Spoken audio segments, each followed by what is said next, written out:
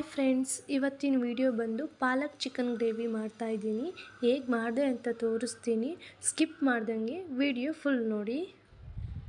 So first ನಾನು ಮಸಾಲೆ ready ಮಾಡ್ಕೊಳ್ತಾ ಇದ್ದೀನಿ. ಒಂದು ಮಿಕ್ಸಿ ಜಾರಿಗೆ ಈರುಳ್ಳಿ, ಬೆಳ್ಳುಳ್ಳಿ, ಸ್ವಲ್ಪ ತೆಂಗಿನಕಾಯಿ, ಟೊಮೊಟೊ, ಚಕ್ಕೆ, ಒಂದು ಪಲಾವ್ ಎಲೆ, ಖಾರಕ್ಕೆ ಹಸಿರುಮೆಣಸಿನ್ಕಾಯಿ, ಶುಂಠಿ, ಕಡಲೆ, ಕೊತ್ತಂಬರಿ ಸೊಪ್ಪು ಮತ್ತು 5 ನಿಮಿಷ ಹಬೆಲಿ ಬೇಯಿಸ್ಕೊಂಡಂಥ ಪಾಲಕ್ ಸೊಪ್ಪು, ಸ್ವಲ್ಪ ನೀರು ಹಾಕಿ ರುಬ್ಕೊಳ್ಳಿ. ಸೊ ಒಂದು ಪ್ಯಾನ್ಗೆ ನಾನು 3-4 ಟೇಬಲ್ ಸ್ಪೂನ್ ಆಗೋಷ್ಟು ಎಣ್ಣೆ ಹಾಕ್ಕೊಂಡಿದ್ದೀನಿ. ಅದು ಕಾದ ನಂತರ ಸ್ವಲ್ಪ ಕರಿಬೇವಿನ ಸೊಪ್ಪು, ಕಟ್ ಮಾಡ್ಕೊಂಡಿರೋಂತಹ ಈರುಳ್ಳಿ, ಟೊಮೊಟೊ, ಸ್ವಲ್ಪ ಅರಿಶಿನ ಹಾಕಿ ಮಿಕ್ಸ್ ಮಾಡ್ಕೊಡ್ತಾ ಇದ್ದೀನಿ.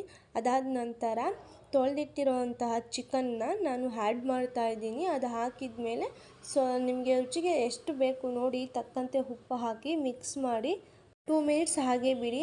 ನಂತರ ರುಬ್ಕೊಂಡಿರೋಂತಹ ಮಸಾಲೆನ ಗ್ರೇವಿ ನಿಮ್ಗೆ ಎಷ್ಟು ಗ್ರೇವಿ ಬೇಕು ತಿಕ್ನೆಸ್ ನೋಡಿ ನೀರು ಹಾಕಿ 10 ಮಿನಿಟ್ಸ್ ಮೀಡಿಯಮ್ ಫ್ಲೇಮಲ್ಲಿ ಬೇಯಿಸ್ಕೊಂಡ್ರೆ ರುಚಿಯಾದಂತಹ ಪಾಲಕ್ ಚಿಕನ್ ಗ್ರೇವಿ ರೆಡಿ ಆಗುತ್ತೆ. ಇದನ್ನು ಚಪಾತಿ, ದೋಸೆ, ರೋಟಿ, ರೈಸ್ಗೆಲ್ಲ ತುಂಬಾ ಚೆನ್ನಾಗಿರುತ್ತೆ. ಒಂದು ಸಲ ಟ್ರೈ ಮಾಡಿ ನೋಡಿ. ಯಾರಿಗೆಲ್ಲ ಈ ವಿಡಿಯೋ ಇಷ್ಟ ಆಗಿದೆ ಲೈಕ್ ಮಾಡಿ, ಸಬ್ಸ್ಕ್ರೈಬ್ ಆಗಿ. Thank you.